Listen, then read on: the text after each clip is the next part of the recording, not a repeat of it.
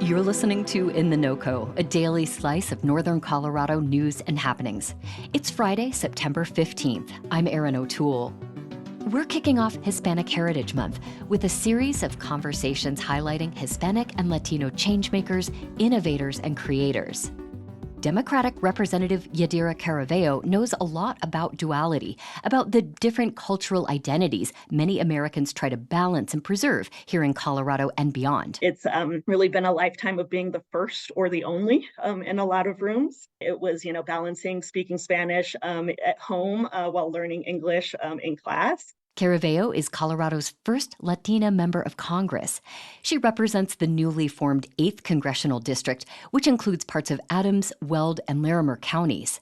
The former pediatrician is the daughter of Mexican immigrants, and her upbringing and life experiences have strongly informed her work as a physician and now as a member of Congress. Representative Caraveo, welcome to In the NoCo. Thank you so much for having me. It's really a pleasure to be speaking to you today, Erin. Now, you were the first in your family to graduate from college. What did that mean to you and to your family? It's something that my parents concentrated on constantly when we were growing up. They were from a very small town in northern Mexico. And my mom, I think, would have loved to have gone on to medical school. My dad would have been an engineer if he could. Education just wasn't something that was super attainable in the part of the world that they were at. So they really raised myself and my 3 siblings with the idea that we were going to go to college. So it was really embedded in our psyches, I think, growing up. And so apparently it was so embedded that when I was 3 years old, I told them that it was time for me to start school, that I wanted to go to Head Start, and then I was going to be a doctor when I grew up. It was just always something that my parents talked about, that education was the way to achieve the American dream. I love that you knew what you wanted to do at the age of 3. That's incredible. Yeah, a little rare. And it's interesting that, you went to medical school and worked as a pediatrician.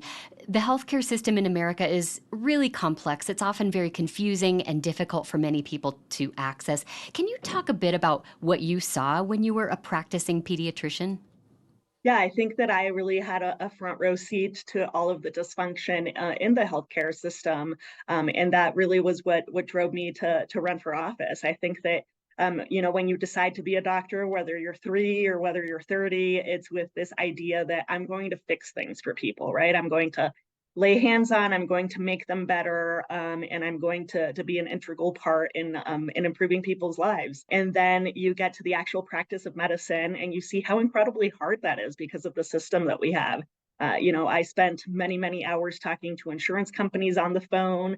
I was trained to diagnose illness and to know how to treat it, but not to talk about how much it's going to cost to treat it. And more, I found people saying, well, my insurance company isn't going to pay for that. I can't afford to do it. And I had to compromise what I knew was right for my patients and center it around costs. And so day after day after day, it was not being able to take care of people and not being able to truly practice medicine because of everything that's wrong with our system. And that kind of leads me to my next question, which is what spurred your decision to make a career shift like this and go from medicine to politics? I think it was years of frustration and a lot of conversations that did actually culminate in a moment where I decided that I was going to do it. But I've always loved politics. Growing up in a family where my parents were not citizens yet, I saw them not being able to participate in the democratic process, not being able to vote, and I think that made it all the more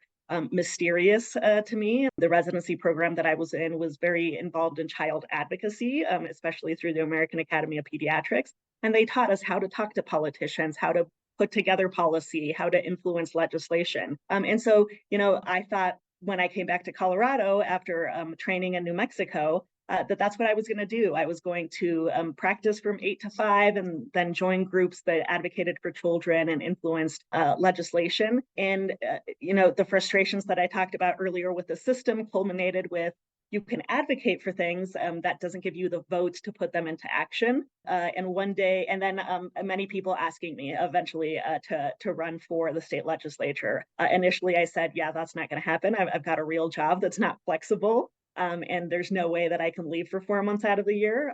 Had a conversation with my boss who said, why not? Why wouldn't you do it? It's the same thing you'd be doing in clinic, just on a different stage. And I was pondering all of that on one particularly hard day. I had a teenage boy who was switching offices in terms of his medical care because his dad's company had switched insurance companies. And so he was having to start over with a new provider and a new insurance company. And he was on a medication that they just refused to pay for.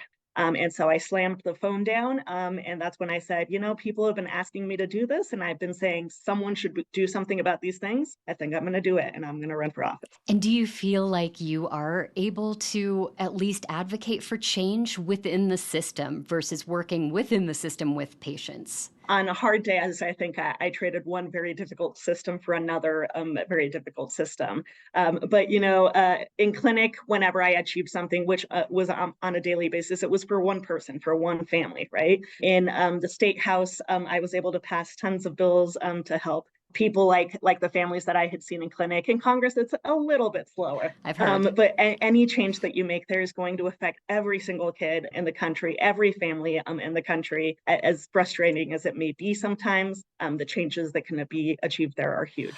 Well, we're talking with you as part of a series for Hispanic Heritage Month. Could you talk about how your Hispanic culture and heritage inform your work as a legislator? People who immigrate to this country, I think, are often some of the biggest fans that the United States has, right? They have left their families behind, their culture behind, their language behind to come to a country that they know is going to provide a better future for themselves and for their family. And so everything that I've seen in the United States growing up has always been through that lens, that I am incredibly lucky to be here, incredibly lucky to have grown up here, but that there are also improvements, right? That we can make for everyone, including minorities like myself and my family members.